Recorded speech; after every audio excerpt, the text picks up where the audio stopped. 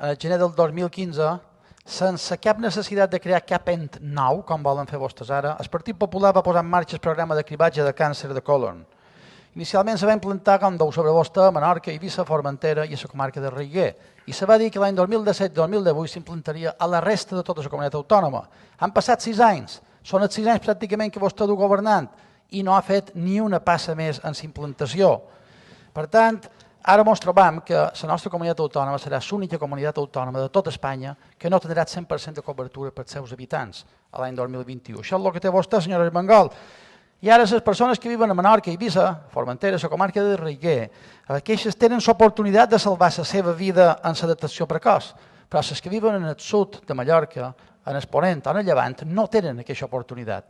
Li diuen això una política equitativa de sanitat pública, senyora Armengol? Miri, cada any que passa sense implementar aquell sistema són persones que moren, vides perdudes. A Balears cada dia moren 6 persones per tema de càncer i 16 nous casos se'n detecten cada dia.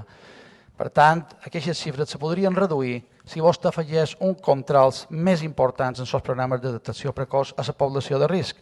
I en concret, el càncer de colon, que és el més freqüent i letal de tots els que tenim, doncs aquest, si se detecta a temps, se poden salvar el 90% de les persones que el tenen. Però s'ha de fer un senzill test de 2 euros, senyora Armengol, 2 euros. Per tant, aquí el que s'ha de veure és en què s'envien els dobbers.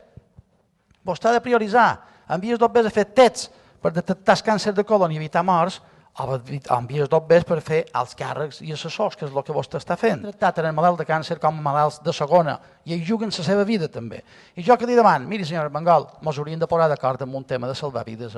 Per tant, li demano, accepti l'esmena de 300.000 euros per incrementar aquell pressupost, per fer programes de prevenció, i se comprometi que en el 2021 tota la gent de les Balears estarà coberta de forma equitativa. Això és el que haurien de fer, senyora Armengol, i és el que espero de vostè.